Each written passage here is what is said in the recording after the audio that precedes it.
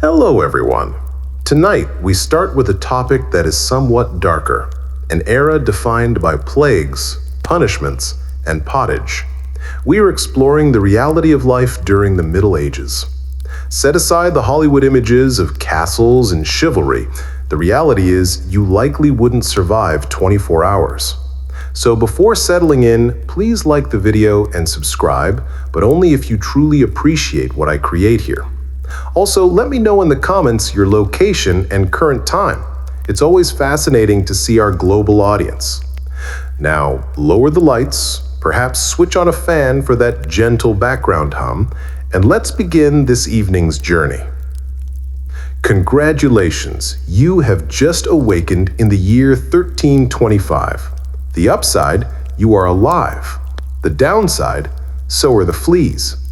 Your bed is a straw mattress, half rotted and filled with bugs and hay, smelling precisely like a barn floor because it recently was one. There is no memory foam, no pillows, and certainly no high thread count Egyptian cotton sheets. You have only a wool blanket, unwashed since last winter, which now carries the approximate weight of a small cow due to accumulated filth. You blink awake to the clang of the distant church bell. This is the medieval alarm clock, louder and somehow even less forgiving. Your home is a single-room wooden hut, windowless, featuring a charming open-concept floor plan where your family, your livestock, and various domestic insects all cohabitate. The aroma? Oh, it's a rich symphony. A delicate mix of stale beer, human sweat, goat, and something you hope isn't mold, but your soul knows it probably is. Scented candles are centuries away, and even if they existed, they would just melt onto your dirt floor. You attempt to stretch, but instantly regret it. The air is freezing and your joints ache. You are 22 years old, which, by medieval standards, makes you roughly middle-aged. Your spine protests like an old wooden door, and your knees sound like a bag of rocks. Getting out of bed is a risk. The floor is either damp from last night's rain, which leaks through the thatched roof, or crusty from a deposit left by your neighbor's chicken. Either way, your bare feet are now part of the local ecosystem. And privacy? What is that? Your entire family, and perhaps a random cousin who never left, are all waking up beside you. There are no bedrooms, no curtains, no me time. There is only communal everything. Welcome to a morning in medieval Europe, where you are never alone because parasites, rodents, and 8 other humans are always present. And this is merely the start of your day. It will only deteriorate from here. So, you've managed to exit your medieval haystack of horrors. Well done. Now, nature is calling. And it isn't a polite call, it's a scream. This is the moment you begin to miss modern plumbing. There is no toilet, no seat, no toilet paper, not flushing mechanism, not even a resentful plunger. In the 14th century, relieving yourself is an adventure, a social experiment, and frequently a minor public spectacle.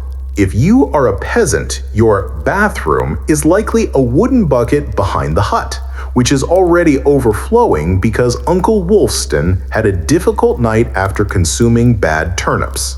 The stench is biblical. You hold your breath, complete your business, and then, here's the key part, you toss the contents into the street. Yes, the street. You were supposed to shout something like "Garde-à-lou" before emptying it from the window. This is Old French for "watch out below," though frankly, no one ever reacts quickly enough. Medieval town streets are open sewers, a delightful river of human waste, animal droppings, and mysterious fluids you were better off not inspecting. If you are fortunate enough to live near public latrines, congratulations! You get to sit shoulder to shoulder with strangers in an outhouse where privacy is non-existent and ventilation is a cruel fantasy. You might engage in small talk, but you try not to inhale too deeply. Toilet paper? Unheard of. Most people used straw, leaves, rags, moss, or, if feeling particularly luxurious, a scrap of wool. Sometimes, nothing at all. This might explain why handshakes were not yet a popular custom. And if you were in a castle, surely it's improved. Well, somewhat. You might have a garderobe, which is a hole in the wall that deposits your waste directly into the moat. A clever idea, except your enemies are aware of this. And yes, attackers sometimes infiltrated castles by climbing up the waste chute. Talk about an alternative entry. So, whether you are a farmer or a baron, medieval toileting is a ritual of humiliation. It is cold, public, hazardous, and perpetually disgusting. One slip on a whetstone path and you are face first in humanity's leftovers, and you have not even brushed your teeth yet. We will get to that next. You have survived the toilet. You've earned a reward, perhaps a pleasant breakfast? Something warm, delicious, comforting. I am afraid not. This is medieval Europe. Nothing here is comforting. Breakfast, if it can be called that, is a grim proceeding. There are no eggs Benedict, no coffee machines sputtering to life, and absolutely no avocado toast. You sit, or squat, near the fire to face a wooden bowl of something that looks like it was scraped from a muddy boot. Welcome to your daily portion of pottage. Pottage is a thick, gloopy stew composed of whatever could be found. Grains, root vegetables, perhaps a few beans if you are fortunate. It has been simmering in the same pot for days, sometimes weeks. New ingredients are simply added on top of the old. It is less a recipe and more an ongoing edible experiment. On the side, you have a hunk of bread so hard it could potentially deflect an arrow. It is made from coarse rye or barley flour, often bulked up with sawdust, ground acorns, or other inventive fillers, because wheat is a luxury reserved for the rich. This loaf is not your ally. You do not slice it, you negotiate with it. What about beverages? You are not sipping orange juice or an oat milk latte. You are drinking beer. Yes, beer. At 6 a.m. Why? Because the water is dangerously contaminated with parasites and filth. Thus, you begin your day with small ale, low in alcohol, high in survivability. Children drink it as well. No one is thrilled about it, but at least it won't kill you immediately. Want some meat or cheese? Keep dreaming. That is for Sundays and Saints' feast days, and only if your lord is feeling particularly generous. Most peasants consume meat only a few times per year. As for fresh fruit, it is available only when in season and not already fermented into wine. And do not even consider spices unless you are royalty. A pinch of pepper costs more than your monthly wages. Salt is valuable enough to be kept under lock and key. So, you chew your gritty bread, gulp your medieval beer, and try to ignore the possibility that a rat may have sampled your porridge during the night. Breakfast does not energize you, it just happens to you. And now that you are suitably underfed, it is time to work, as if your life depends on it. Because it absolutely does. So you have consumed your sad medieval breakfast, and now it is time to dress. Not that this will improve things. Your wardrobe consists of precisely one outfit. One. It is a rough wool tunic or a linen shift that you have worn daily for months, perhaps years. Seasonal fashion does not exist. There is only wear this until it disintegrates or gives you a fungal infection. Is optional. If you are lucky, you might have a linen undertunic.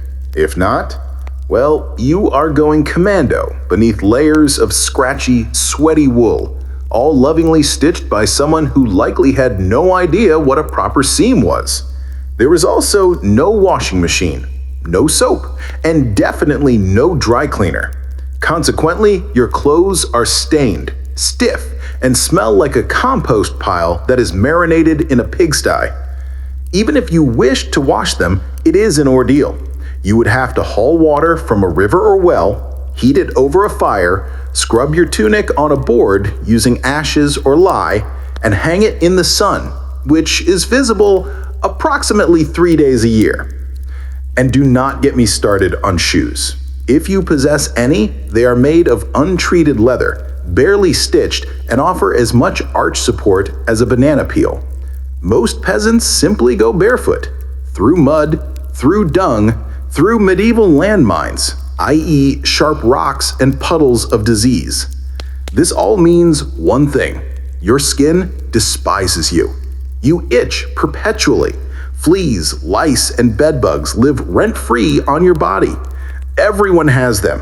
Lousy nobles, itchy monks, and walking insect farms for children. No one is immune. You might be scratching your armpit with a wooden spoon while conversing with the local priest, and no one will react. Your skin is raw from rubbing. Your scalp is a battlefield of bites. And if you develop a rash, too bad. There is no dermatologist, no hydrocortisone, no one to inform you that it is probably scabies. You just continue to suffer. If you are lucky enough to avoid infection, that rash will simply be your unwanted medieval sidekick for the next 6 months. Now that you are dressed in misery and wrapped in discomfort, it is time to go outside and begin working yourself to death. Now that you are fully clothed in itches and damp wool, it is time to flash that morning smile. Except you do not. Because in the Middle Ages, smiling is a dangerous proposition. Not emotionally, dentally. There is no toothbrush, no toothpaste, no mouthwash, no floss. The concept of oral hygiene is about as popular as bathing, which is to say, not very. Some people might chew on a twig or rinse with wine or vinegar, but for the most part, your teeth are left to fend for themselves, and they are not faring well. By the time you reach your mid-20s, your smile looks like something recovered from a haunted crypt. Cavities are rampant, gums are swollen. Those are not just food stains on your teeth, that is decay. You have more rot in your mouth than a medieval root cellar. Sugar, while not yet ubiquitous, is becoming more common among the wealthy, imported at great expense and mostly used in small cakes or to display wealth. If you are a noble, congratulations, you get to rot your teeth faster than the peasants. If you are poor, you will do it slowly over time with fermented bread, gritty porridge, and years of hard chewing. Toothaches? Get used to them. They are like medieval weather, always present in the background. The kind of pain that makes you consider prayer, drinking, or extracting the tooth yourself with pliers. And that is not hyperbole, that was the actual treatment. Dentists did not really exist, but barber surgeons did. Yes, the same person who cuts your hair is also pulling your molars by candlelight with an iron hook and zero anesthesia. An infected tooth? I hope you like fevers, because without antibiotics, it can easily escalate into sepsis and kill you. From a toothache. That is correct. The same issue that sends us to a pharmacy today could be your funeral in the 1300s. And there is no relief socially. Kissing, good luck. Halitosis, bad breath, is universal. If you are single, you are not judged by your smile, you are judged by your land and your livestock. In short, your mouth is a battlefield, and it is losing the war. Now that your teeth are throbbing, let's head outside. Your real job, the one that will break your back, is just beginning. Time to go to work. Except there is no office, no desk, no coffee break, and no possibility of promotion. Your job, if you are like 90% of the population, is straightforward. Do not die while laboring for someone else's comfort. You are a peasant. Congratulations. This means you work the land belonging to a lord who probably does not recall your name. You rise with the sun and you stop only when it vanishes. Your tools? A wooden hoe, a rusty sickle, and whichever bones remain intact in your body. There is no weekend. There is no clocking out. There is only sunrise to sunset, 6 days a week. Sunday is technically off, but only if you're not harvesting, fighting off raiders, or praying frantically for your infected toe to stop turning black. The work is brutal. Fields are plowed by hand or with oxen, if you are wealthy enough to afford one. You dig ditches, sow seeds, pull weeds, and carry water until your spine begins to resemble the letter S. No one cares if you are tired. No one is inquiring about your mental health. If you are a woman, surprise, you do not just do field work. You also care for children, clean, cook, spin wool, feed animals, and pretend your husband's lice infestation is not slowly migrating to your side of the bed. Children? They begin helping around age 5. No school, no toys, just a tiny wooden rake and a dream of one day not dying from the flu. And if you are one of the few who is not a farmer, perhaps a blacksmith, tanner, or cooper, great! You still work with fire, toxic chemicals, or animal guts all day in poorly ventilated sheds. The pay is basically survival. The perks? Occasional bleeding. Break a bone? Too bad. Get a fever? Drink some warm beer and continue. You cannot afford to stop, not even for one day. Because if you do not work, you do not eat. And if you do not eat, well, medieval Europe has a solution for that. It is called being replaced. So you grip your shovel, ignore the blisters, and keep digging. In the Middle Ages, your job is not a career. It is a slow-motion endurance test. Now that your back is burning from field labor, let's discuss the weather. Because in the Middle Ages, temperature is less about seasons and more about continuous punishment from the sky. Let's start with winter. There is no insulation, no central heating, and no weather stripping. Just wooden walls with gaps large enough to throw a chicken through. Your windows, if you have them, are covered with cloth, not glass. The fire in the hearth is nice in theory, but you lack sufficient firewood to keep it burning, as wood is expensive and gathering it from the forest is sometimes illegal. Yes, you can be executed for collecting the wrong stick from the wrong forest. You bundle up in your one damp wool tunic, huddle near the dying embers, and still wake with your nose frozen. Your feet are permanently cold, often damp. Your fingers are so stiff they feel like tiny medieval popsicles. Frostbite is not diagnosed. It is just called bad luck. Now, fast forward to summer. Sounds preferable, right? Wrong. In summer, your home transforms into a clay oven. There is no fan, no cross breeze, and absolutely no deodorant. You sweat through your layers, but you cannot remove them, because showing too much skin is scandalous and also invites sunburn, insect bites, and social judgment. The flies are out in full force, attracted to your unwashed body and the smell of last week's goat stew fermenting in the corner. Mosquitoes buzz by your ear while you try to sleep, assuming you can sleep through the sound of your neighbors yelling and babies crying. In the fields, the sun bakes you. No sunblock, no hat, unless you have fashioned one from straw like a desperate scarecrow. And the worst part? You still must work. Heat stroke is just called taking a bad turn. So, you are either shivering in your hovel, wondering if your toes will survive until spring, or you are sweating through your only pair of socks while your thighs chafe into oblivion. And the one constant, regardless of season? Your clothes still itch, your food is still terrible, and your next task is still waiting. Welcome to climate control medieval style. There is none. Feeling thirsty? Need to freshen up? Want to splash water on your face to wake from this damp fever dream? Too bad.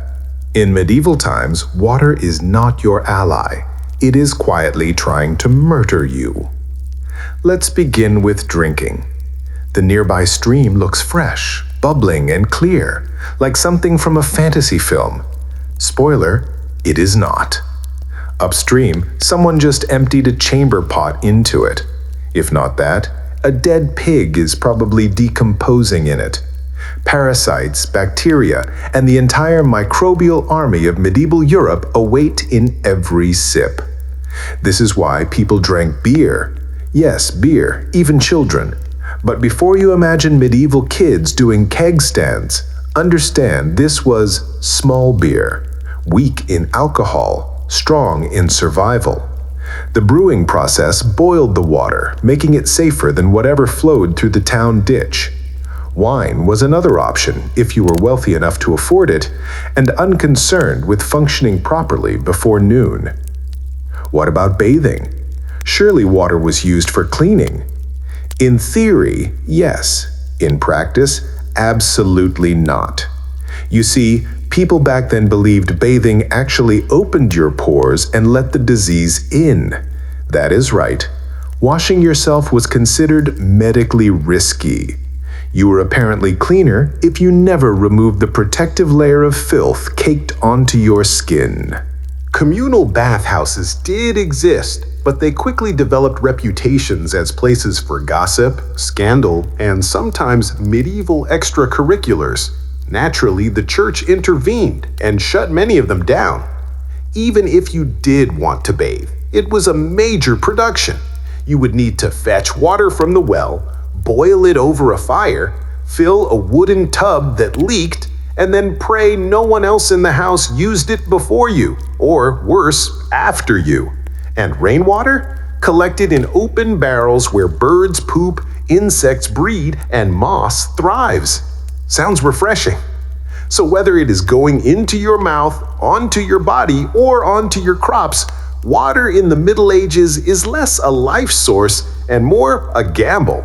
One wrong gulp and you are spending your final days sweating in a straw bed, clutching your stomach, and contemplating all your life choices. Next time you sip tap water, raise a glass to our ancestors. They lacked the luxury of hydration without hazard. So you drank the water. Or maybe you did not. Maybe you just stubbed your toe on a rock shaped like disappointment. Either way, you were sick. You need help. You need a doctor. Too bad you live in the Middle Ages, where medicine is really just polite torture administered by someone with a theology degree. Let's start with the diagnosis. Everything wrong with you, a cough, a rash, a broken bone, or the creeping plague, is caused by your humors being out of balance. The four humors were blood, phlegm, yellow bile, and black bile. According to medieval science, your health depended on keeping this internal soup balanced. Got a fever? That is clearly too much blood. The solution? Bloodletting. That's right. Let's drain your life force into a bowl using a dull blade or a hungry leech. And yes, barbers were often the ones performing this. Imagine getting a haircut and a hemoglobin extraction in one visit. 2 for 1. Feeling sad or anxious? Clearly an excess of black bile. The cure? Laxatives. Perhaps a warm herbal purge, or just prayers and a cold compress, while everyone avoids eye contact and starts carving your coffin. Now, if you break a bone or get a nasty wound, you are in serious trouble. There is no anesthesia, unless you count passing out from the pain. Surgery is performed with knives that have not been cleaned since the Crusades. Tools are heated over a fire, not for sterilization, but because they just look scarier that way. Antibiotics are centuries away. Germ theory has not been invented. They believe disease comes from bad air, miasma, or God being annoyed with your moral failings. Got a stomachache? Must have been your sinful thoughts. Hope you like confessing while vomiting. If your condition worsens, you will be treated with more leeches, possibly some crushed beetles, and a priest at your bedside administering last rites, just in case. At this point, they're preparing for the cure known as death. And if, by some miracle, you recover, everyone assumes God took pity on you. The doctor takes full credit, and the leech gets promoted. So yes, in the Middle Ages, medicine is less about healing and more about surviving the cure. After a long day of labor, lice, and leeches, it is finally time to eat. You shuffle back to your hovel, stomach growling, ready for the one joy left in life: a warm meal. Bad news. Your meal is probably trying to kill you. Let's begin with the basics. Food preservation does not really exist. There is no fridge, no freezer, just salt, smoke, or the hope that winter air keeps things from rotting. Your meat, if you are lucky enough to have any, has been hanging for days, covered in flies, marinating in questionable brine, and possibly shared with a rat or two. Bread is the cornerstone of the medieval diet, but even that is not safe. In bad harvest years, desperate peasants bulk it up with bark, sawdust, or even clay to make it stretch. And if it is rye season, there's a bonus: ergot. This is a fungus that causes convulsions, hallucinations, and sometimes death. It is like eating bread laced with LSD and tetanus. Vegetables? Only if they're in season. And you know what is always in season? Turnips. So many turnips. Boiled, mashed, or floating in pottage, which, if you recall from Chapter 3, is basically a hot swamp of mystery ingredients that has been simmering since your great-grandfather's funeral. Fruit might be available in the fall, but it rots quickly. Sugar is rare, expensive, and hoarded by the rich to show off their blackened teeth. Dairy is another gamble. Fresh milk spoils in hours. Butter and cheese fare better, but they are loaded with bacteria. People eat them anyway, because, frankly, it is either that or chew your boot leather. And let's talk about seasoning. Spices like pepper, cinnamon, or nutmeg are worth more than gold. For the average peasant, flavor comes from onions, salt, if you were lucky, and pain. Most meals taste like wet burlap sprinkled with sadness. But food is not just a health hazard, it is a political one. Game animals belong to the Lord, not you. Caught poaching a rabbit, you could be fined, imprisoned, or even executed. That is right, your dinner could get you hanged. So, as you sit down to eat your gray stew by flickering firelight, remember, every bite is a risk. But you eat anyway, because in the Middle Ages, food does not nourish, it tests you. It is evening now. You have worked, suffered, and barely digested your suspicious stew. You might think the day is winding down, but do not get comfortable, because God is watching. So is the priest, and so is your neighbor Agnes, who will absolutely report you if you miss Mass. In medieval Europe, religion is not just part of life, it is life. The church controls your calendar, your laws, your education, if you can read, your birth, your marriage, your death, and everything in between. Think of it as your spiritual landlord, and you are perpetually behind on rent. Every day is structured around prayer bells. The town church bell rings in the morning, at noon, and at night. Not because people need reminders, but because missing prayer is a sin. Forget to bow? Sin. Eat meat on a Friday? Sin. Think about your neighbor's wife in that one dream? Double sin. And yes, hell is very real, vividly real. Priests describe it in glorious detail. Rivers of fire, lakes of boiling blood, demons with pitchforks, and eternal wailing. If the plague does not scare you, eternal damnation certainly will. You cannot read the Bible yourself, because it is in Latin, a language reserved for monks, clergy, and that one noble kid who is too good for dirt. You rely on the church to interpret everything. That means if the priest says your crop failure is due to you not praying hard enough, well, time to kneel harder. Tithes, a tenth of everything you own, are mandatory. If you grow wheat, you give wheat. If you raise chickens, you give eggs. If you have nothing, congratulations, you are spiritually bankrupt and financially doomed. Holidays, they are holy days, dozens of them. And while they offer breaks from labor, they are not for fun. They are for attending Mass, fasting, confessing sins, and reminding yourself that joy is a dangerous indulgence. Questioning the church is dangerous. Heretics are burned. Witches are drowned. Blasphemers are flogged. Skeptics are reformed very quickly. So, you go through the motions. You chant, you bow, you pray that your soul, after enduring this dirt-covered life, might finally land in paradise, assuming the priest likes you. Because in the Middle Ages, God may be merciful, but the church, not so much. If you thought being a medieval peasant was rough, try doing it as a woman. You get all the filth, famine, and fear, plus childbirth, subservience, and social invisibility. In the Middle Ages, being a woman is like playing life on hard mode with no health potions and no restart button. From birth, a girl's life path is pretty much determined. Marry young, bear children, serve your husband, and die tired. Education? Not likely. Unless you are from a noble family and sent to a convent, your intellectual development ceases around the time you learn to churn butter and patch a tunic. Marriage happens early, really early. It is not unusual to be betrothed at 12 and pregnant by 14. This is not about love. It is about land, livestock, and alliances. Your opinion is not required. Once married, you are essentially your husband's property.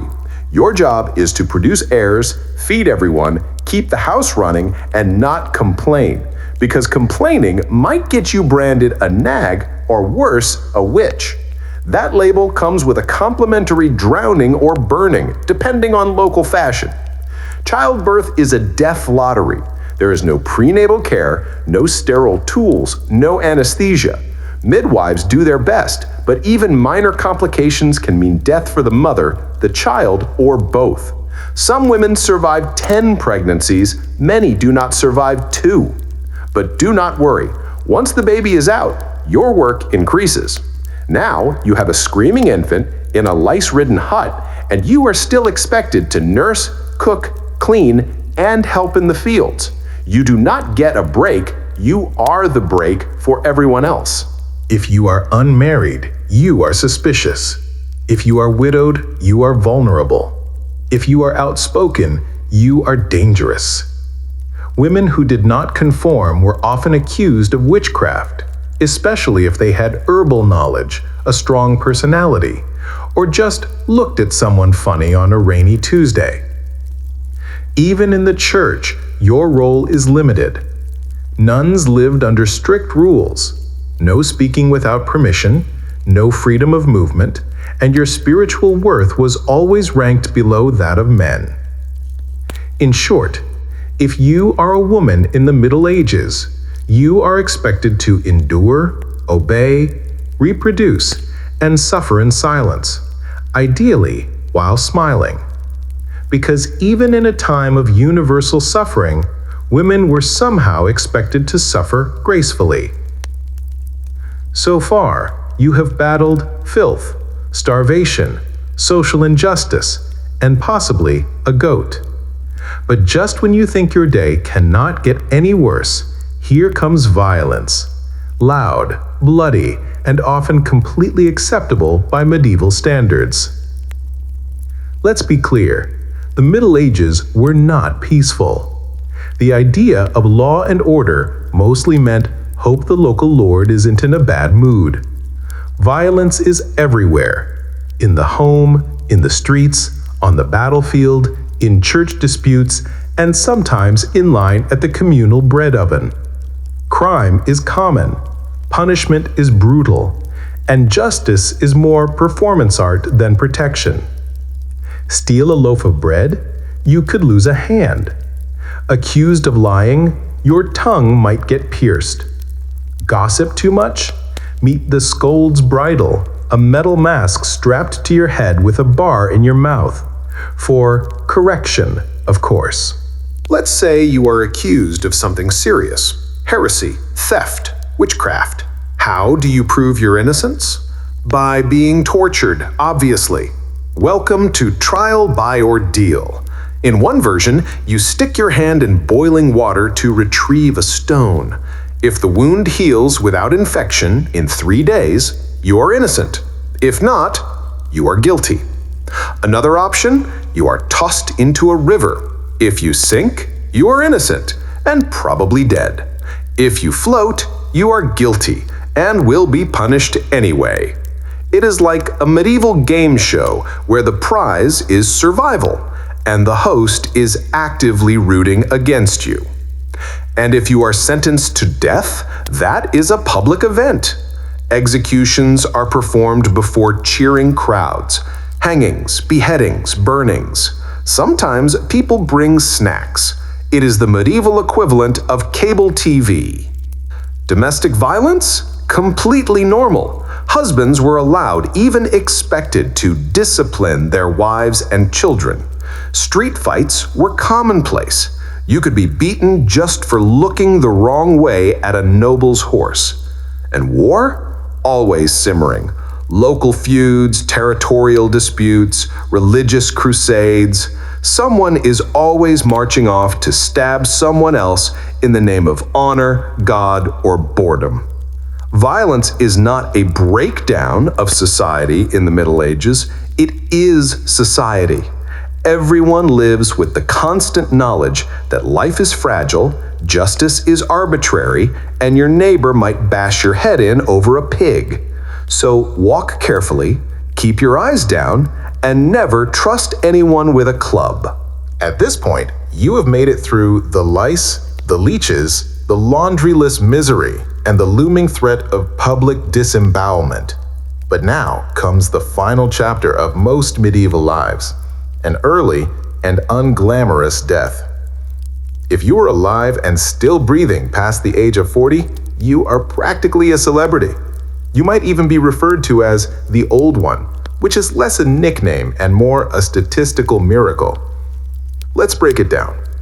The average life expectancy hovers around 30 to 40 years, but that number is heavily dragged down by infant mortality. Nearly half of all children died before reaching age 5. Disease, malnutrition, or one bad winter was all it took. No vaccines, no antibiotics, no hope. If you survived childhood, you entered adulthood already exhausted. Work began as soon as you could walk upright, and by 25, your joints creaked like a monastery door. You might be missing several teeth, a finger, and most of your original optimism. Women faced a particularly deadly gauntlet: childbirth. It was one of the leading causes of death for medieval women. No pain relief, no medical intervention, just prayer, hot water, and someone holding your hand while you bled out on a straw-stuffed cot. For men, the dangers were different but equally relentless. Farming accidents, infections from minor wounds, a neighbor's drunken rage, a crusade gone sideways. Even walking to the market could be risky if you crossed paths with a bored bandit or an angry tax collector. Death could also come quietly from the plague, which turned cities into cemeteries overnight, or from famine, which could last entire seasons, thinning out entire villages. Or from bad luck, like eating spoiled grain and spending your final hours hallucinating and screaming at the walls. And funerals? You were lucky if you got one. Bodies were often buried quickly to avoid disease. No embalming, no polished coffins, just a hole, a few murmured prayers, and a shallow mound of earth, if there was enough space left in the churchyard. So yes, in medieval times, life was brutal, short, and constantly under siege by death in all its casual forms. You did not retire, you just stopped showing up. And speaking of exits, let's move on to your final chapter. The medieval dream dies. So how has your day been? You have woken in filth, relieved yourself into a bucket, brushed your teeth with wishful thinking, nearly passed out from hunger, worked until your spine cried for mercy, scratched your way through itchy wool, prayed not to get plague, and barely dodged a public execution for owning a squirrel. Welcome to a single day in medieval Europe. Still dreaming of becoming a knight? Think again. That romanticized version of the Middle Ages, gallant swordsmen, noble ladies in towers, heroic battles, and feasts in candlelit great halls. It is a myth, polished by fairy tales and fantasy books. In truth, the medieval world was gritty, cruel, and deeply unfair. Hierarchy was everything. If you were born poor, you stayed poor. If you were born rich, congratulations, you had a better chance of surviving. But you were still one bad soup away from dysentery and a hasty burial. Even the nobles were not immune to misery. Castles were drafty stone refrigerators filled with fleas, smoke, and politically motivated marriages. Sure, you had a fur cloak and a goblet of wine, but also a 50% chance of dying in a skirmish or from an infected splinter. Not exactly luxury. The simpler times were not simple. They were relentless. Everything took longer. Everything hurt more. Everything from childbirth to chewing came with consequences. Life was survival, not leisure. And if you did find a quiet moment to think, to dream, to imagine something better, there was not much you could do with it. No upward mobility, no modern medicine, no internet to Google, "What's this weird rash?" You lived, suffered, worked, and died within a 10-mile radius of where you were born. But here is the wildest part. Through all of this, people still laughed, sang songs, told stories, fell in love, and found meaning. Not because life was easy, but because humans are stubborn like that. Even in the darkest chapters, they made space for light. So tonight, when you slip into your clean bed with indoor plumbing, antibiotics, and central heating, maybe say a quiet thank you to the modern world and to your ancestors who fought rats, famine, and feudalism so you would not have to. Long before she was Catherine the Great, Empress of all Russia, mistress of reform, and an icon of ambition, she was simply Sophie. Born Sophie Federica Augusta von Anhalt-Zerbst in 1729, she was the daughter of a relatively obscure German princely family. Her tiny duchy in Pomerania offered little in terms of power, but Sophie herself possessed something no title could grant: razor-sharp intelligence, relentless charm, and a quiet, burning hunger for greatness. Her upbringing was strict. Her mother, Johanna, was cold and calculating, not a warm, nurturing figure, but a social climber obsessed with status. Sophie's father, a Prussian officer, was more distant than disciplinary. From a young age, Sophie learned to walk the fine line between obedience and cunning. She read voraciously, spoke multiple languages, and learned to observe a room before speaking, skills that would soon become survival tools in one of Europe's most brutal courts. When the Russian Empress Elizabeth Petrona began searching for a wife for her heir, Grand Duke Peter, she looked beyond Russia's borders. Peter himself was of German descent, and Empress Elizabeth believed a foreign bride, pliable and grateful, would be easier to control. Sophie fit the bill perfectly: noble blood, Lutheran faith, which she would be forced to abandon, and a reputation for both grace and humility. At just 14 years old, Sophie was summoned to Russia. She arrived in the freezing capital of St. Petersburg in 1744, wearing thin German fabrics and a diplomatic smile. Her mother pushed her forward like a chess piece. Sophie, however, had her own game in mind. To become acceptable in Russian society, she converted to Orthodoxy, taking the name Ekaterina Alexeyevna, Catherine. The ceremony was public, symbolic, and life-altering. She was not just changing religions, she was burning the bridge behind her, stepping into a foreign empire with no way back. No one watching that quiet teenage girl in a fur-trimmed coat could have predicted what would come next: betrayal, revolution, enlightenment, and empire. But from the moment Sophie stepped foot in the Russian court, she stopped being a pawn and began planning how to become a queen. Catherine's marriage to Grand Duke Peter was intended to secure her place in Russian royalty, but from the very beginning, it felt more like a cage than a crown. Peter, heir to the Russian throne, was not the dashing prince of fairy tales. Awkward, immature, and obsessed with toy soldiers, He was far more interested in playing war games in his chambers than governing an empire or showing affection to his new wife.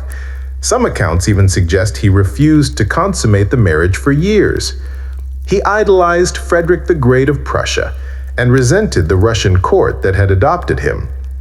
In contrast, Catherine embraced Russia with fierce determination. She learned the language, studied its history, and memorized Orthodox rituals. She wanted to belong. Peter wanted to escape. This mismatch was not just emotional, it was political. The Russian court was a viper's nest of gossip, paranoia, and brutal power games.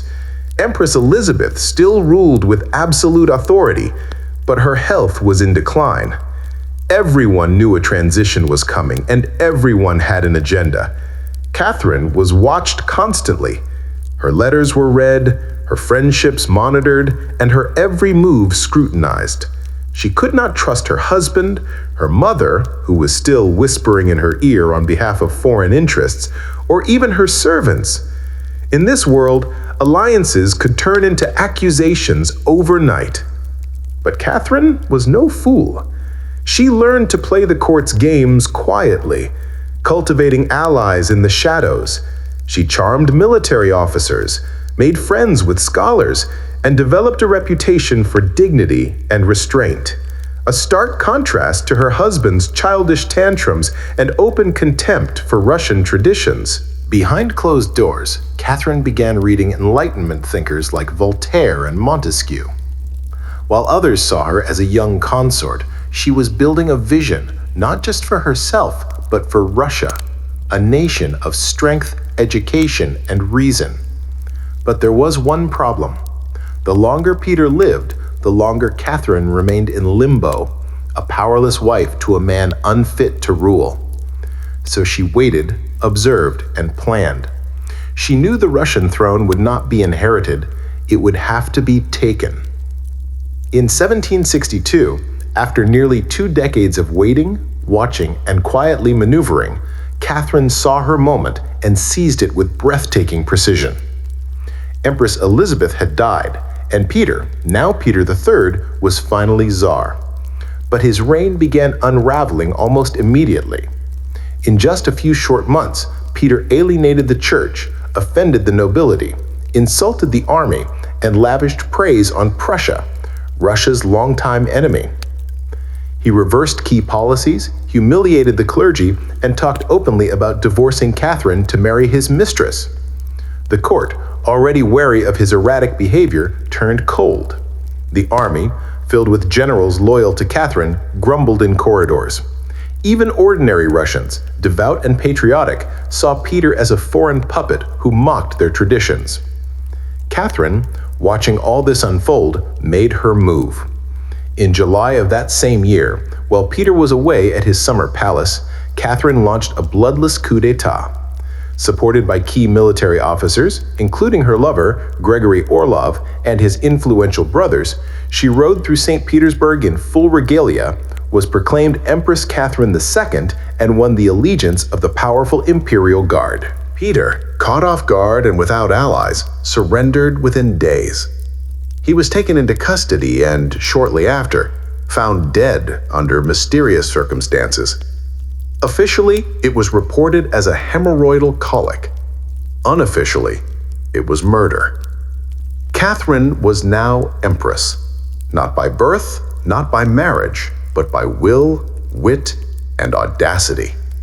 It was unprecedented. A foreign-born woman with no legitimate claim had taken the Russian throne without a single battle. But her real challenge was just beginning. She had to transform that bold grab for power into a lasting legacy. Would Russia accept her? Would the nobility respect her? Could she hold the empire together without falling victim to the same fate as her husband? Catherine understood that power gained through intrigue could be lost just as easily. She needed to rule not as a schemer, but as a visionary. And so began her transformation from a careful conspirator to a reforming empress, one who would redraw borders, embrace the Enlightenment, and redefine what it meant to be a woman in power. Once Catherine had the crown, she could have rested on her power, but she did not. She had something bigger in mind than simply sitting on a throne. She wanted to transform Russia, and not just militarily or politically, but intellectually. While Peter had worshipped Frederick the Great and toy soldiers, Catherine idolized Voltaire, Diderot, and the bold thinkers of the Enlightenment. She believed in reason, progress, education, and the role of a monarch as a servant of the people, even if she herself ruled with absolute authority. Catherine did not just read Enlightenment philosophy, she lived it. She corresponded directly with Voltaire for over 15 years, flattering him while defending her autocracy. She invited Diderot to her court and even purchased his entire library to support him financially. Behind closed doors, she pored over legal texts, debated reforms, and crafted policies to modernize the empire. Her early reign was filled with efforts to codify Russian law. She formed the Legislative Commission in 1767, an ambitious project intended to rewrite the entire legal code of Russia. Catherine's own nakaz, or instruction, was a political manifesto in disguise, one that spoke of equality before the law, the dangers of torture, and the responsibility of rulers to serve the common good. For an empress in 18th century Russia, it was radical. But Enlightenment ideals had to survive the realities of Russia, a vast, feudal, deeply conservative land ruled by nobles who liked their serfs exactly where they were, beneath them. Catherine knew this. While she advocated reform, she moved carefully. She abolished some forms of torture, expanded access to secular education, and built schools and libraries, but she also reaffirmed the nobility's control over their serfs to keep them loyal. This was Catherine's balancing act, a philosopher queen in public, a practical empress in private. She walked a tightrope between ideology and survival, between the shining salons of Paris and the gritty politics of Moscow. Her vision for Russia was bold, but always calculated. In many ways, Catherine was not trying to make Russia European. She was trying to make Russia modern on her terms. And that meant reform, yes, but with an iron hand in a velvet glove. Catherine was not content with reforming Russia from within. She wanted to expand it outward, to make it an empire worthy of fear, admiration, and envy. Where Peter the Great had opened a window to the west, Catherine aimed to knock down the walls. Under her leadership, Russia's borders stretched wider than ever before. She waged wars not just to defend her crown, but to reshape the map of Europe. One of her most significant campaigns was against the Ottoman Empire. These wars, fought in waves throughout the 1760s and 1770s, were not just about territory, they were about influence. Catherine saw herself as the liberator of Orthodox Christians living under Muslim rule, and as the rightful protector of Eastern Europe. Under generals like Alexander Suvorov and Gregory Potemkin, Russia captured key regions, including Crimea, the northern coast of the Black Sea, and access to warm water ports, something Russian czars had coveted for generations. These victories were not just military, they were symbolic. With each conquest, Catherine sent a message. Russia was no longer the distant, backward cousin of Europe. It was a continental force. But Catherine did not just conquer with armies. She also colonized with ideas. New cities were built, trade routes were expanded. German settlers were invited to cultivate Russian farmland. The empire became a mosaic, from the icy Baltic to the sun-drenched shores of the Black Sea. And through it all, Catherine remained the central force, reading reports, issuing orders, and personally overseeing the shape of her expanding empire. Critics would accuse her of being power-hungry, even imperialistic. But to Catherine, expansion was not ambition, it was destiny. A great ruler, she believed, was measured not just by ideas, but by borders. She did not just want to rule Russia, she wanted to remake it as a civilized empire, feared by its enemies, respected by its peers, and loyal to her alone. For all her brilliance and power, Catherine the Great was just as famous for what went on behind palace doors. And no, not all of it was whispered in libraries. Catherine's private life became one of the most talked about aspects of her reign.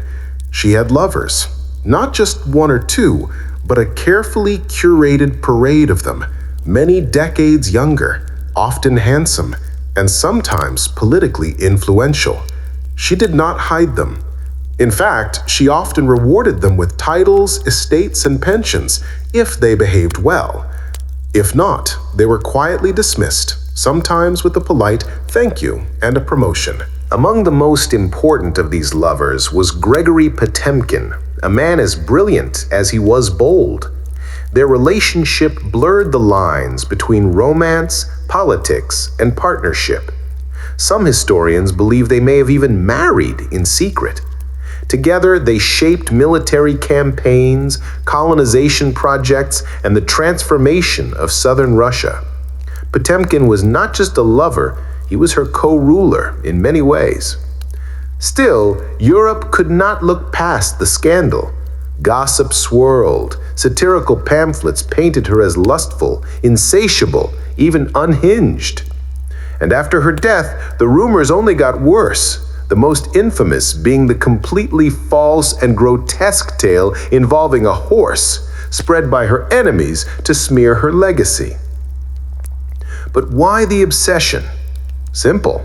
Catherine was a woman who wielded power unapologetically. And in a world where female rulers were expected to be either saintly virgins or tragic figures, she refused to play the role. She lived, loved, and ruled on her own terms. And that made her dangerous. Ironically, while her critics painted her as immoral, Catherine herself was deeply philosophical about love and sexuality. She believed pleasure was a natural part of life, and that personal relationships did not have to threaten public responsibility. She separated emotion from governance, a feat few male rulers managed. In reality, her liaisons were often strategic. She surrounded herself with men who were loyal, capable, and politically useful. And when they ceased to be, she let them go, usually with a smile and a generous retirement. Catherine's love life did not weaken her rule. It was part of her strategy, a blend of passion and power that made her unforgettable, envied, and feared. For all her charisma and control, Catherine's reign was not without peril, and in 1773, that peril came in the form of a bearded Cossack named Yemelyan Pugachev. He was no ordinary rebel. Pugachev claimed to be none other than Peter III, Catherine's dead husband. According to him, he had survived the coup and now returned to reclaim the throne from the German usurper. It was absurd. Peter was long gone. But to Russia's oppressed and exhausted lower classes, the claim did not need to be true. It just needed to offer hope. Pugachev promised liberation, an end to serfdom, lower taxes, and land for the common people. His words lit a fire across the Volga River region, especially among Cossacks, peasants, and old believers. In a time when the gap between nobles and serfs had widened brutally, his promises sounded like salvation. The Pugachev Rebellion became the largest peasant uprising in Russian history. Towns were taken, fortresses fell, and nobles were slaughtered. For a terrifying moment, it seemed as if the empire itself might fracture. Catherine was shaken. This was not a foreign war she could win with cavalry and treaties. This was a revolt from within her own people, rising against the very system she ruled. But Catherine did not panic. She acted. She dispatched professional military forces to crush the rebellion ruthlessly. Pugachev's forces were defeated in 1774. He was captured, displayed in an iron cage, and eventually beheaded in Moscow, a public warning to all who dared follow. Afterward, Catherine doubled down on order and control. Her dreams of liberating the serfs quietly faded into silence. The rebellion had shown her the limits of enlightenment in a country still shackled by feudalism. She now leaned harder on the nobility, who offered loyalty in exchange for absolute control over their serfs. This was a turning point. The empress who once quoted Voltaire now prioritized stability over philosophy. Reform became cautious. Surveillance increased. Rebellion, even whispered, was to be stomped out before it had breath. Pugachev may have lost his head, but he left behind a warning that haunted Catherine, that power built on inequality could only hold so long before the storm came crashing through. By the time Catherine the Great approached the final years of her life, she had ruled Russia for over 3 decades, longer than any female ruler in Russian history. From the moment she seized power, she had defied expectations, reshaped her empire, and redefined what a woman and a monarch could be. Under Catherine's reign, Russia became a true European powerhouse. Its territory expanded by over 200,000 square miles, swallowing Crimea, parts of Poland, and stretches of the Black Sea coast. These were not just military wins, they were strategic pivots, securing warm water ports and reshaping trade. But her legacy was not only drawn on maps. Catherine left a cultural mark as well. She helped found the Hermitage Museum, amassed one of the greatest art collections in Europe, and corresponded with the greatest minds of the Enlightenment. Her court became a center of sophistication, art, and intellectual ambition. In a country often viewed as backward by Western Europeans, Catherine put Russia firmly on the cultural map. She modernized education, founding schools for girls, and promoted the printing of books. She introduced smallpox inoculation to Russia, even publicly receiving the vaccine herself, an act of scientific bravery in her time. Yet, her reign was also one of contradictions. While she admired Enlightenment ideals, she never freed the serfs. In fact, she extended serfdom deeper into Russia's territories. Her reforms, while impressive, remained mostly top-down, designed to polish the empire without truly transforming its foundations. Still, Catherine's rule brought stability and ambition. She understood that power was not inherited, it was crafted, managed, and constantly defended. She ruled not by divine right, but by force of will, political brilliance, and relentless calculation. She was called many things: a usurper, a tyrant, a reformer, a seductress. But above all, she was effective. When she died in 1796, Russia was wealthier, larger, and more formidable than it had been in centuries. She left behind a throne secure, an empire expanded, and a legend that would endure for centuries. Catherine did not just reign, she ruled, with intellect, strategy, and an unapologetic grip on history. And in doing so, she became more than an empress. She became a myth. For all her power, expansion, and enduring legacy, Catherine the Great was still, at her core, a woman navigating a man's world and reshaping it in her image. Behind the imperial portraits and state decrees was someone deeply aware of how precarious her position was. She was not born Russian. She came to the throne through a coup. She ruled an empire that did not want a woman in charge. And yet, she not only endured, she thrived. Catherine was never content to be ornamental.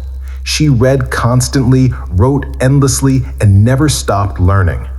Her daily schedule was intense.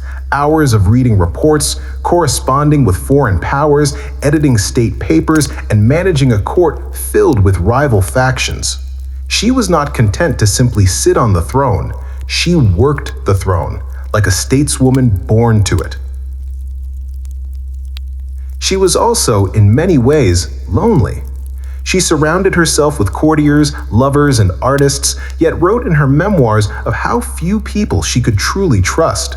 Her son Paul, whom she distrusted and kept away from state matters, grew into a man she feared would undo all her progress. Her greatest emotional partnership with Grigory Potemkin faded into deep friendship, but his death in 1791 left a wound that never truly healed. Catherine crafted her image carefully. She understood the power of narrative and wielded it better than most monarchs of her age.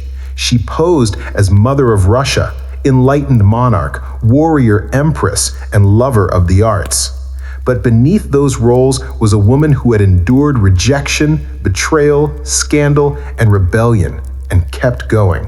When she died in 1796, she left behind an empire transformed, but also questions. Could she have done more to end serfdom? Were her Enlightenment ideals compromised by politics? Was she more reformer or ruler? History remembers her by the title she never gave herself, the Great.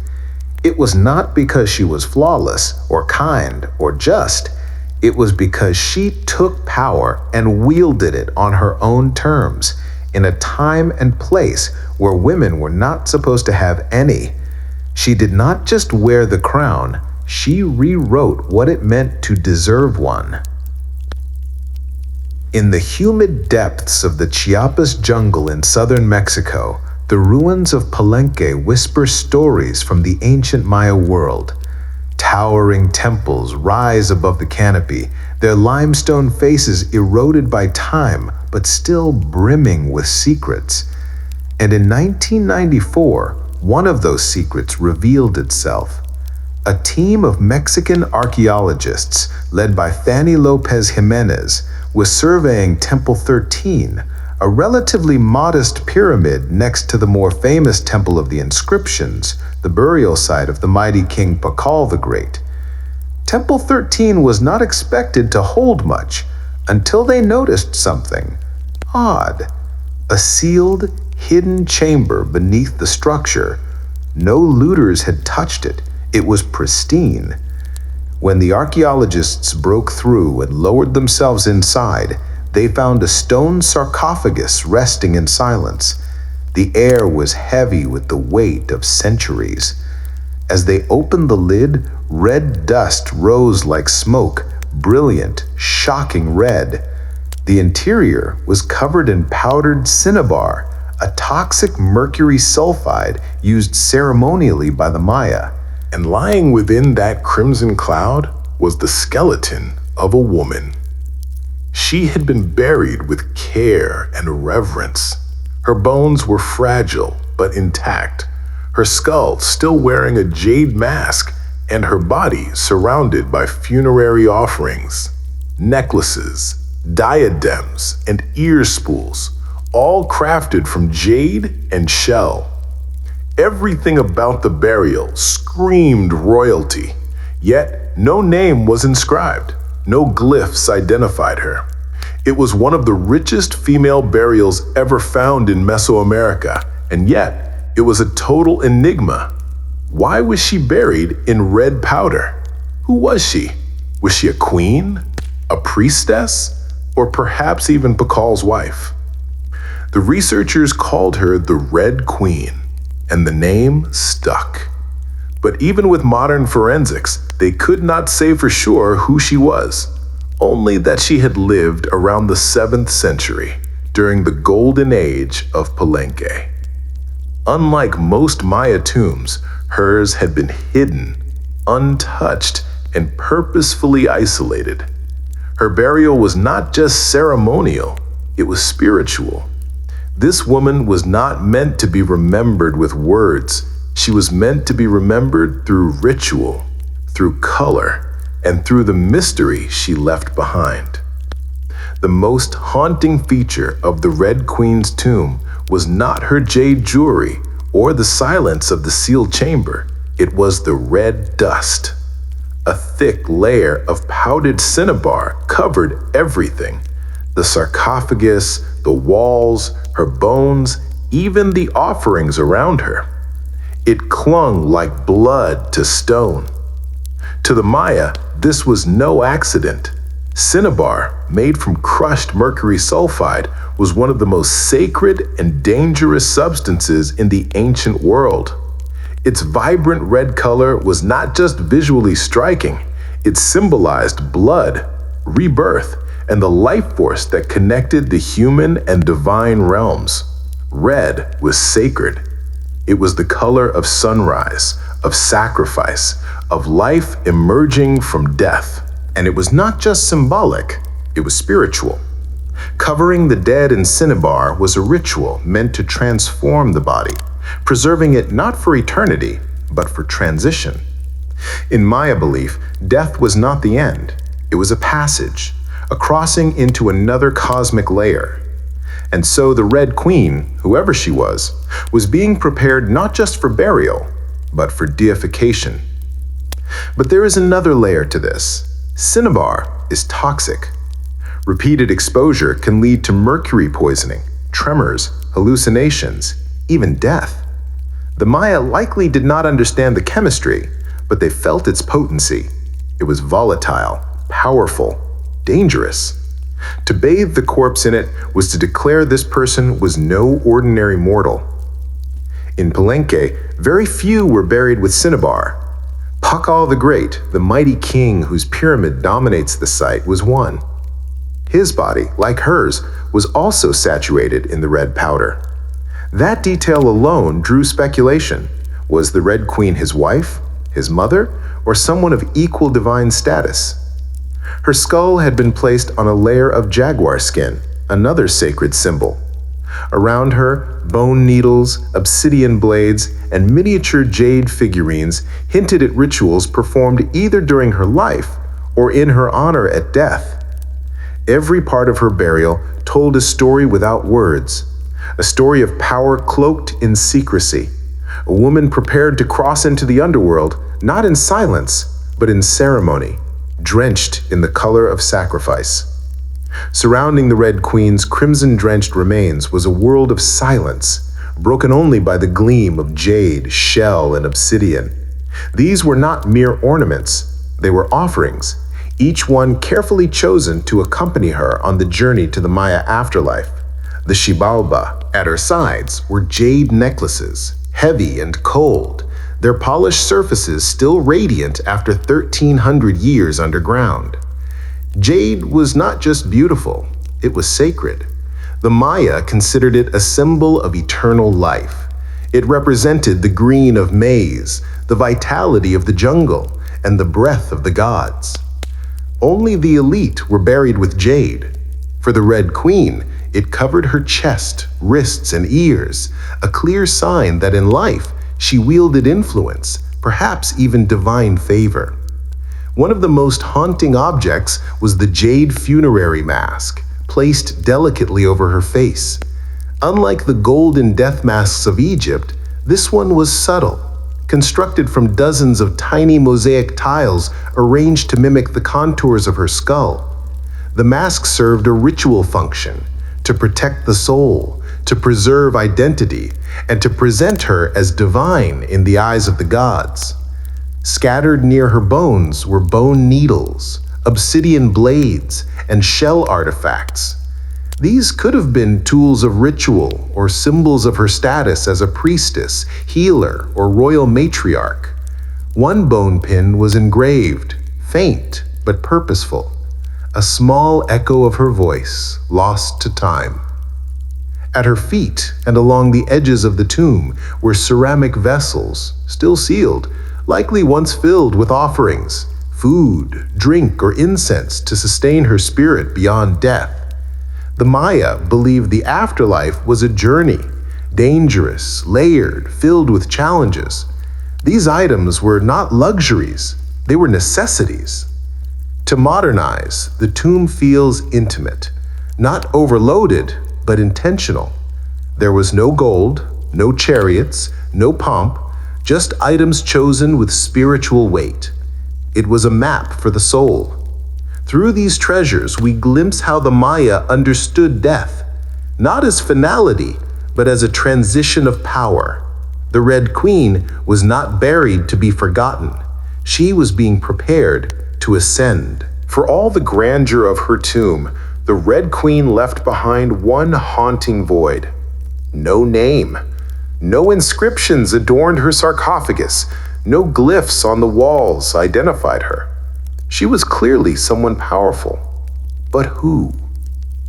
From the moment her tomb was opened, scholars began trying to connect the dots. The most compelling theory, that the Red Queen was Zakbu Ajao, the wife of Kinish Janab Pakal, known today as Pakal the Great, the most famous ruler of Palenque. Zakbu Ajao was more than just Pakal's consort. She was born into nobility, married into Palenque's royal dynasty at a young age, bore at least 3 sons, all of whom held high status, and played a key ceremonial role during her husband's reign. If anyone could be buried with such honor, it was her. Supporting this theory is the tomb's location, just a few feet away from Pakal's own grand burial in the Temple of the Inscriptions. The proximity suggests a deliberate pairing, husband and wife, rulers even in death. And then there is the cinnabar. Only 2 burials in Palenque were found with such intense cinnabar coverage, Pakal and the Red Queen. It is unlikely this was a coincidence. But here is where the mystery deepens. DNA tests were conducted on both sets of remains in hopes of confirming the connection. The results? Inconclusive. The woman's bones showed no direct maternal link to Pakal, but that did not rule out a spousal relationship. After all, marriage does not require shared blood. Some have argued she could have been Zakkuk, Pakal's powerful mother who ruled Palenque before he came of age. Others suggest she may have been a high priestess, a sister, or a royal ancestor whose name has simply been lost to history's erosion. Still, the evidence points most strongly to Zakbu Ajao, a queen by title, a mother of kings, and a spiritual counterpart to Pakal. The lack of a name may not be an oversight. It may have been intentional. In Maya cosmology, the soul lived on not through monuments, but through ritual, symbol, and the whispers of the earth. And so, the Red Queen remains suspended between legend and truth, a woman who ruled, remembered not in stone, but in scarlet and silence. To understand the Red Queen, we must understand the world she came from, a world where Maya women, especially royal ones, held more influence than many realize. In Maya civilization, politics was often a family affair. Royal women were not merely passive consorts, they were diplomats, priestesses, and power brokers. They conducted rituals, sponsored temples, and played crucial roles in maintaining dynastic legitimacy. Their bloodlines were political capital, used to forge alliances and secure claims to the throne. Take Zakkuk, for example, the mother of Pakal the Great. When the throne of Palenque was left vacant, she took power herself and ruled as queen regent until her son came to age. She was not a placeholder, she was a ruler in her own right, issuing decrees and overseeing construction projects. Without her, Pakal may never have risen at all. And she was not an anomaly. Across the Maya world, in places like Yaxchilan, Naranjo, and Calakmul, inscriptions show women performing major ceremonies, engaging in warfare diplomacy, and sometimes ruling outright. They were often portrayed in steles and murals, dressed in elaborate headdresses and regalia, standing beside kings as equals, or sometimes above them. Their words were carved in glyphs. Their names were remembered until they were not.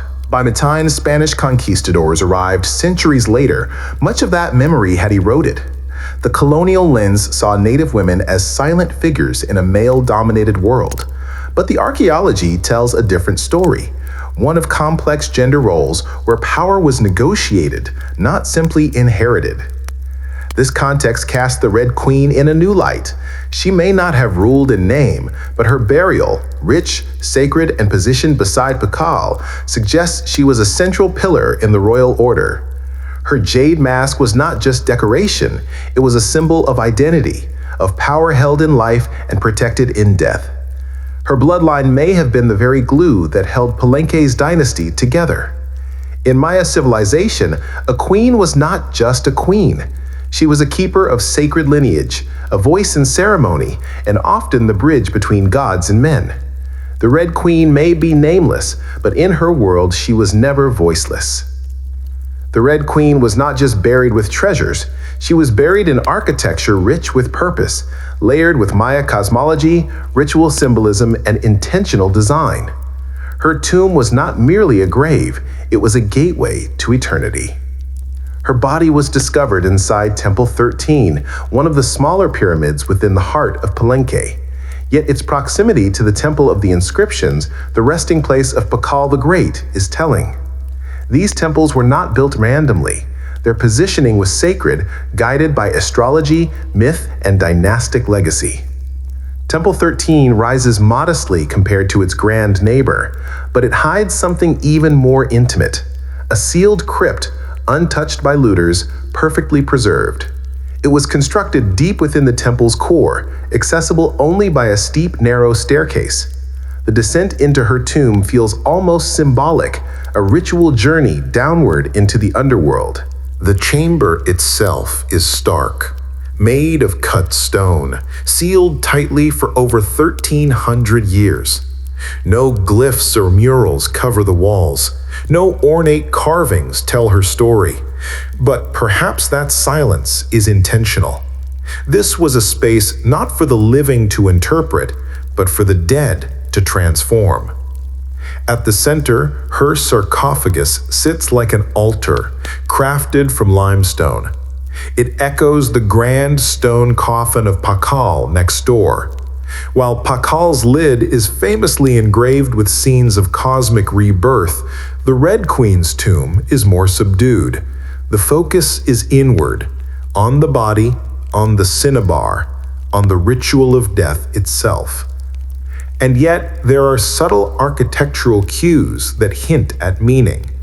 The tomb is aligned east to west, a symbolic path mirroring the sun's journey from life to death. The chamber is small but powerful. It feels deliberate, personal, a sacred enclosure for someone revered. Maya temples were cosmological tools, bridges between the heavens, the earth, and the underworld. To be buried in one was to be elevated beyond the human realm. The Red Queen's eternal home was not an afterthought. It was a carefully constructed shrine, a place where death became transformation. Her bones rest in stone, her essence in cinnabar, and her legacy in the architecture itself, a temple that speaks without words, telling us she mattered. To the ancient Maya, death was not the end. It was a threshold, a sacred passage into the underworld known as Xibalba. And for someone like the Red Queen, this crossing was not only spiritual, it was political, cosmological, and deeply ritualized. Burial rituals were carefully choreographed events, rooted in myth and meant to guide the soul through the treacherous layers of the underworld. Maya texts and iconography tell us that Xibalba was no peaceful afterlife. It was a maze of darkness, rivers of blood, trials, and gods of death. Only those properly buried, ritually prepared, and spiritually equipped could make the journey successfully. The Red Queen was buried wrapped in cinnabar, encased in stone, and surrounded by offerings, all signs of an elite burial. But there is more. The presence of bone needles and obsidian blades in her tomb hints at auto-sacrifice rituals, possibly symbolic tools representing rites she had performed in life or that were reenacted at her burial to empower her spirit. Her funerary mask, carefully assembled from jade tiles, was not simply decorative. It may have served as a spiritual vessel, preserving her face and identity as she journeyed into the afterlife. In Maya belief, the face was a mirror of the soul, and the soul needed to be recognized by the gods. The ceramic vessels surrounding her may have once held chocolate, maize, water, or even pulque to nourish her in the next world. Other items like stingray spines or shelled trumpets could have represented spiritual tools, calls to the gods, or tokens of ritual communication. Burial was not just a goodbye, it was a transformation. The Maya believed in cycles, death as seed, burial as planting, and the afterlife as rebirth. Kings and queens were often seen as earthly incarnations of gods, and in death they returned to those divine origins. The Red Queen, covered in the color of blood, entombed in a pyramid, and honored with offerings, was being prepared for rebirth, not as a mortal, but as a being tied to the sacred order of the cosmos. Her burial was not the end of her story, it was the beginning of her legend. Just a few steps away from the Red Queen's final resting place lies one of the most iconic tombs in Mesoamerica, that of Kanich'Janap Pakal, known simply as Pakal the Great. His burial inside the Grand Temple of the Inscriptions is celebrated for its artistry, scale, and deeply spiritual symbolism. But what makes the Red Queen's tomb so extraordinary is not only what was inside, it is where it was found. Her sarcophagus was hidden within Temple 13, directly adjacent to Pakal's monument. In a city like Palenque, where every temple was carefully positioned to reflect cosmic principles, this closeness was no coincidence. It was intentional, a statement etched in stone. Many scholars believe the Red Queen was Zakbu Ajao, Pakal's queen and trusted consort. While her tomb lacks inscriptions, the similarities between their burials are striking. Both were wrapped in cinnabar, both were entombed in pyramids, both were buried with jade, and both were treated with extreme reverence. These rituals mirror each other, as if two halves of a sacred narrative. Pakal's lid famously depicts him falling into the underworld tree, a cosmic scene of death and rebirth. The Red Queen's simpler tomb contains no such iconography, but the symbolism lies in the pairing itself. If Pakal represented the sun, journeying through the underworld at night to rise again, then the Red Queen may have represented the moon, the feminine force that follows its own mysterious path in the sky. Together, they embodied a cosmic duality, masculine and feminine, king and queen, sun and moon, order and ritual. In Maya mythology, rulership was not singular, it was relational. Harmony in the cosmos required balance, and that balance extended into the dynastic court. By placing the Red Queen beside Pakal, the Maya were preserving not just a marriage, but a cosmic partnership. Their proximity in death may have mirrored their roles in life, a queen not behind, but beside her king, sharing not just a throne, but a legacy. In their tombs, they speak without words, two souls wrapped in cinnabar and stone, joined across eternity, one of history's most sacred silences. Though her name was lost to time, the Red Queen of Palenque endures, not as a forgotten relic, but as one of the most enigmatic and powerful women of the ancient world. Her tomb, sealed for over 1,300 years, now whispers across centuries, inviting questions that echo louder with every discovery. She represents a mystery that still resists full understanding. We may never know exactly who she was. No glyph carved her name, no stela told her story, And yet, the care in her burial, the richness of her offerings, the symbolism of her crimson-drenched bones all speak of a woman profoundly important, not merely as a wife or consort, but as someone who held real influence, spiritual weight, and royal blood. Today, the Red Queen forces us to reevaluate assumptions. She is a reminder that in the ancient Maya world, women were not silent. They led rituals, governed cities, and shaped dynasties. While kings like Pakal have long taken the spotlight, the Red Queen's reemergence reminds us that power did not belong to men alone. It flowed through mothers, queens, priestesses, and visionaries. Her legacy is more than the treasures she left behind. It is the conversation she has started among archaeologists, historians, artists, and storytellers. Every jade bead, every layer of cinnabar, every architectural choice in Temple 13 tells us something deliberate.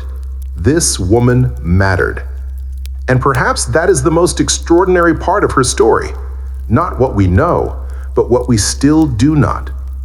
The Red Queen teaches us that history is not just a collection of facts. It is a living puzzle, a shared human longing to connect with the past. In that sense, her legacy is still unfolding. She lies wrapped in red, the color of life and sacrifice, of blood and rebirth. Her face, once hidden behind a jade mask, now stares back at us through science, art, and wonder. She remains nameless, but not voiceless, mysterious, but not forgotten. The Red Queen may have ruled a kingdom in life, but in death, she rules something greater, our imagination. Her tomb was sealed in stone. Her story was written in silence, and still, somehow, she speaks. Frida Kahlo was born on July 6, 1907, in the vibrant district of Cayocan, then a village on the outskirts of Mexico City. Her childhood home, the Casa Azul, or the Blue House, was filled with color, contradiction, and quiet strength. It would later become a sanctuary, a battleground, and a museum to one of the most iconic artists of the 20th century. Frida was the third of 4 daughters born to Guillermo Kahlo, a German-Hungarian photographer, and Matilde Calderón, a devout Catholic of indigenous and Spanish descent. Her parents were opposites. Guillermo, reserved and intellectual; Matilde, religious and emotionally distant. Frida would inherit her father's introspection and artistic eye, but also her mother's fierce resilience. As a child, Frida was imaginative, outspoken, and bold. She read voraciously and asked questions most adults did not want to answer. But at the age of 6, she contracted polio, which left her right leg thinner and weaker than the other, a physical difference she tried to mask with long skirts, but never allowed to limit her spirit. The illness left her bedridden for months and isolated from other children. During this time, she grew close to her father, who encouraged her to exercise, ride bicycles, and stay mentally sharp. Unlike most girls of her time, Frida did not aspire to become a wife or a homemaker. Her goal? To become a doctor. She enrolled in the prestigious National Preparatory School in Mexico City at age 15, one of only a handful of girls accepted. There she stood out not just for her intelligence, but for her rebellious wit, radical thinking, and unique sense of style. She joined a group of young intellectuals known as the Cachuchas, who debated philosophy, literature, and politics. Frida was drawn to revolution, to ideas that challenged tradition. But even in those early years, before the bus crash that would define her body, and before the fame that would define her legacy, Frida Kahlo was already painting herself into the world with sharp edges, unapologetic ideas, and an identity too big to fit inside anyone else's expectations. She was not just growing up in Coyoacán, she was preparing to remake herself entirely. On September 17, 1925, Frida Kahlo's life was split in two: the girl she had been and the woman she was forced to become. That afternoon, she boarded a wooden bus with her boyfriend, Alejandro Gomez Arias, after school. They were laughing, teasing each other, and probably arguing. Frida never did anything halfway. But moments later, the bus collided with a streetcar, and in an instant, her future unraveled into pain, metal, and silence. The crash was horrific. The streetcar crushed the bus against a wall, splintering wood and flinging passengers. Frida was impaled by an iron handrail. It entered her left hip and exited through her pelvis. Her spinal column fractured in 3 places. Her right leg shattered. Her foot was dislocated. Her collarbone and ribs broke. Her shoulder was dislocated. Her abdomen was pierced. She was just 18 years old. A man covered her with a borrowed overcoat. Someone else noticed her body was sparkling, not from blood, but from gold powder she had been carrying in a pouch. It had exploded on impact, dusting her broken form in what looked like glittering ash. Frida was taken to the Red Cross Hospital and underwent numerous surgeries over the following months. She spent weeks in a body cast, flat on her back, immobile, writhing with infection and uncertainty.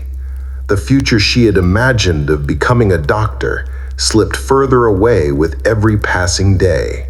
But in that stillness, something began to stir. Her father gave her brushes. Her mother rigged a special easel to hang above her bed. A mirror was placed on the canopy so she could see herself. And there, lying in plaster and agony, Frida began to paint. First out of boredom, then out of obsession. Her first subjects were her own reflection, because she was all she had. But what emerged was not vanity, it was survival. The crash had broken her physically, but it had also opened a door into her own mind, her own body, and eventually into the surreal language of pain and identity that would define her art. The girl who wanted to heal others now began healing herself, one brushstroke at a time. As Frida Kahlo lay encased in plaster and steel, a body fighting itself with every breath, she began to paint. What started as a form of therapy soon became a language, and that language was deeply personal, brutally honest, and often hard to look at, which was precisely the point. Frida did not paint pretty flowers or polite landscapes. She painted pain.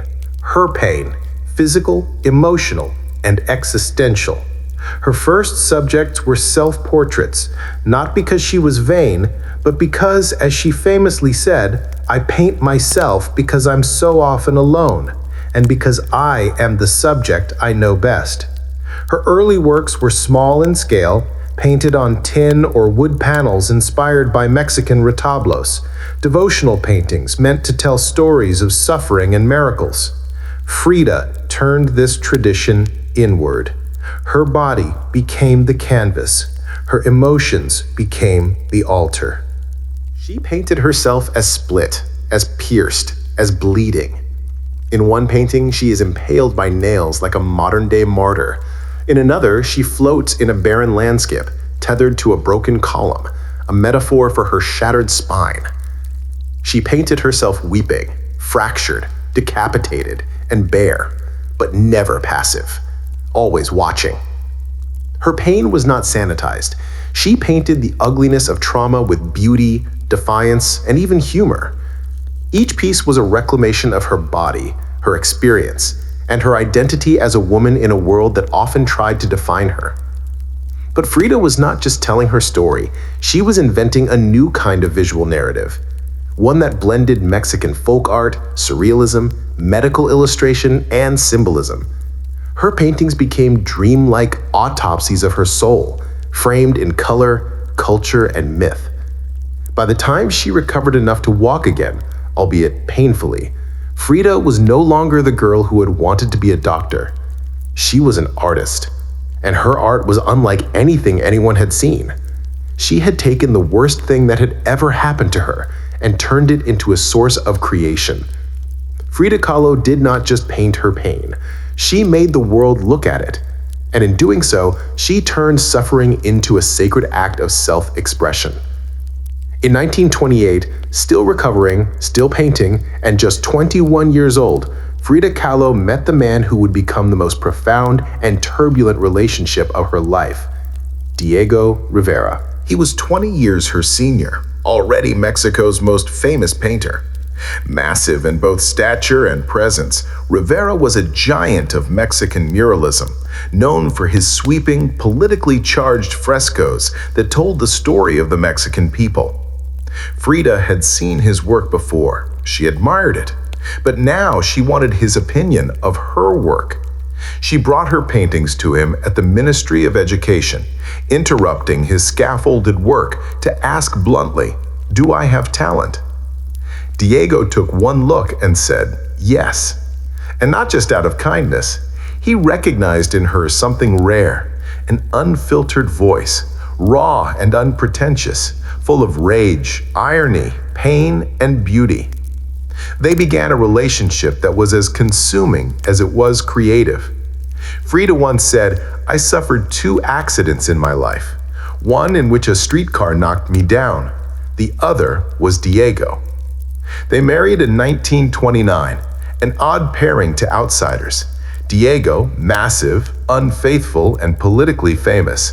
Frida, sharp-tongued, fiercely independent, already walking with a cane. Her parents called it a marriage between an elephant and a dove. Their bond was passionate but chaotic. Diego supported her art and encouraged her growth as a painter, but he was also endlessly unfaithful, even with Frida's own sister, Cristina. Frida was devastated, and in return, she took lovers of her own, both men and women, including rumored affairs with Leon Trotsky and painter Georgia O'Keeffe. They divorced in 1939, then remarried a year later with different terms. This time, Frida would keep her autonomy, her home, her money, her name. Their second marriage was less about traditional love and more about creative partnership and mutual understanding. Despite the betrayals and the heartbreak, Diego remained a constant force in Frida's life. He challenged her, he wounded her, but he also believed in her. As an artist, as a revolutionary, and as a woman who could redefine what painting could be. Together, they were not peaceful, but they were legendary. In the 1930s, Frida Kahlo followed Diego Rivera on a journey north to San Francisco, Detroit, and New York as he completed high-profile mural commissions. These years abroad brought her face-to-face with American industrialism, wealth, and the contradictions of capitalism, and they left her with deep political discomfort. Frida was a proud Mexican nationalist, a committed communist, and an admirer of indigenous traditions. The opulence she witnessed in the United States, especially while the Great Depression ravaged much of the country, only deepened her sense of disillusionment. In letters home, she mocked the culture's materialism and obsession with appearances. She missed the grit, color, and contradiction of Mexico. While Diego painted enormous murals on factory walls, Frida began to paint smaller, quieter revolutions, deeply personal works on tin and canvas. Her style solidified, sharp, surreal, emotional, and intimate. It was during this time that she produced some of her most iconic self-portraits.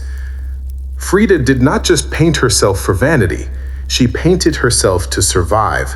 Her identity became her landscape.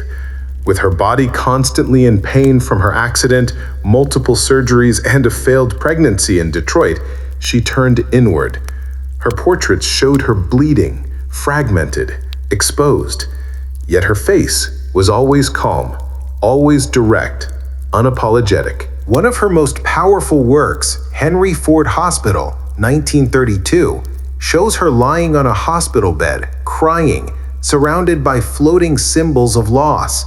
A fetus, a snail, medical equipment, a cracked pelvis. It was raw, graphic, and deeply emotional, a canvas that bled with truth. Back in Mexico, Frida immersed herself in leftist politics. She and Diego welcomed Leon Trotsky into their home while he lived in exile. Frida wore Tehuana dresses, traditional indigenous garments, not just as fashion, but as a political and cultural statement. Her art was never disconnected from her beliefs. Her identity, her body, and her ideology all intertwined in her work. While Rivera was painting murals of revolution, Frida painted its human cost, the body in pieces, the mind on fire, and the self always staring back. In exile and in illness, she became not just a painter of pain, but a painter of resistance. When Frida Kahlo returned to Mexico in the late 1930s, she was no longer just Diego Rivera's wife. She had become something else entirely, a force, an artist whose work radiated with raw honesty, surreal symbolism, and cultural identity. Back in her homeland, she stepped fully into herself. Her Casa Azul in Cuyoacan became a sanctuary of color and contradiction. Bright cobalt walls, yellow trim, Aztec statues in the garden, monkeys and parrots wandering freely. The house was a living extension of Frida's imagination. It was a blend of tradition and rebellion, elegance and earth. Here, she surrounded herself with pre-Columbian artifacts, ex-votos, folk art, and revolutionary books. She wore bold Tehuana dresses, wove flowers into her hair, and painted amid the scent of copal incense and the sounds of mariachi on the street outside. This period marked an explosion of creativity. Her paintings became more intricate, more symbolic, and more political. Works like The Two Fridas, 1939, revealed a divided self, one in European dress with a bleeding heart, the other in indigenous clothing, strong and composed. It was Frida's visual autobiography, a portrait of love, lost, and heritage. In 1939, she exhibited her work in Paris, where artists like Picasso, Breton, and Kandinsky praised her fiercely original style. But even among the surrealists, Frida stood apart. When André Breton tried to label her as one of their own, she pushed back. "They thought I was a surrealist," she said, "but I wasn't. I never painted dreams. I painted my own reality." She painted Mexico, not the romantic postcard version, but the living, breathing country she adored. Her work pulsed with symbolism, skeletons, hummingbirds, hearts, thorns, corn, and blood. She honored the indigenous roots of her homeland while unmasking the violence of its past and present. But even as her artistic voice grew stronger, her health continued to decline. Multiple surgeries, infections, and chronic pain became daily realities. Still, she painted through it, propped up in bed, torso bound in corsets, fingers clenched around the brush. Frida had returned to Mexico, not to rest, but to reclaim her power through paint, through politics, and through her fearless embrace of the self. As the 1940s wore on, Frida Kahlo's body continued to betray her. Her spine was deteriorating. Her right leg was constantly infected. She underwent more than 30 surgeries in her lifetime, often in grueling succession. At times, she was bedridden for months, encased in body casts or immobilized by traction devices that stretched her bones apart. But still, she painted. Each canvas during these years became both a release and an act of resistance. Her works grew darker, more defiant. She painted with a clarity sharpened by pain, refusing to hide behind metaphor. In The Broken Column, 1944, she presents herself split down the middle, her body pierced with nails, a cracked ionic column replacing her spine. Yet her face is stoic, her gaze unflinching.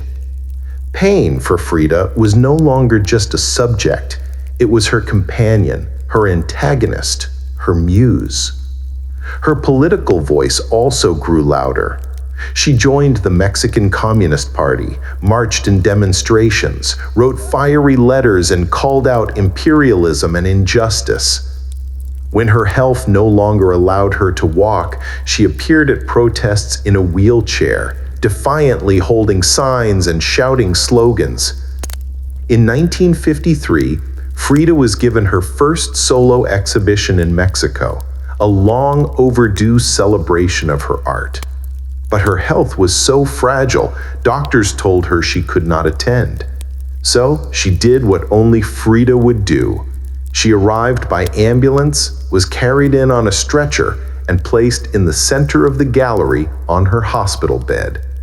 Dressed in traditional finery, surrounded by her own work, she greeted guests with tequila, laughter, and that fire still burning in her eyes. Her final paintings were both childlike and harrowing. In Marxism Will Give Health to the Sick, she painted herself wearing a steel corset, cradled by the hands of Marx, casting away symbols of oppression. Her last known work was a still life of sliced watermelons.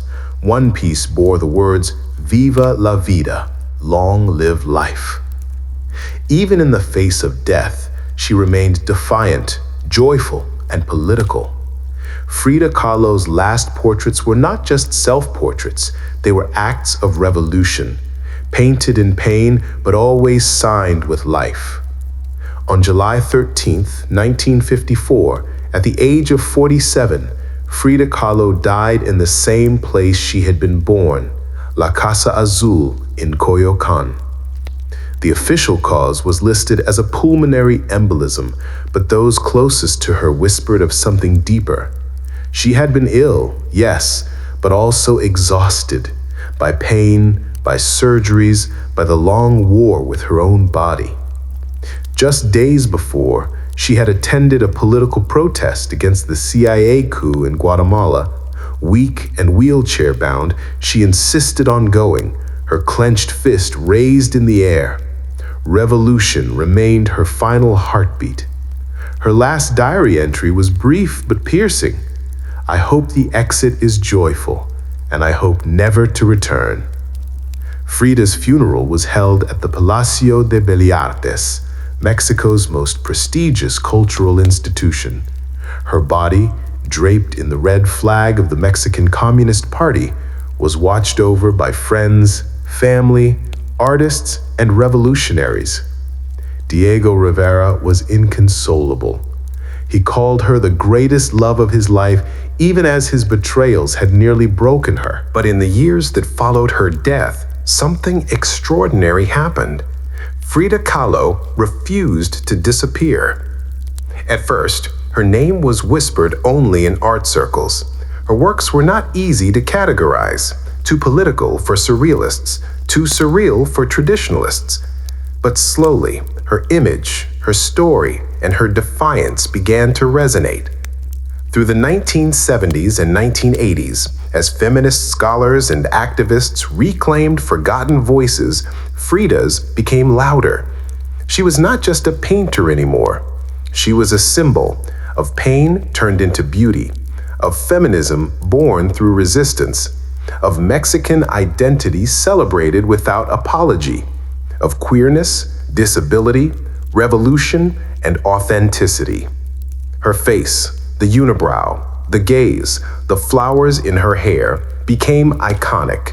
Her home became a museum. Her diary became a sacred text. And her paintings now hang in the world's greatest museums. Frida Kahlo had lived much of her life in Diego's shadow, but in death, she stepped forward. She did not just leave behind paintings, she left behind a mirror and dared us all to look. Not with pity, not with fear, but with fire. Today, Frida Kahlo's face is everywhere, printed on t-shirts, painted on murals, turned into dolls, memes, posters, and icons. Her signature unibrow, her flower-crowned hair, her direct gaze, all instantly recognizable. But what makes her legacy powerful is not just that people know her face, it is that they recognize the truth behind it.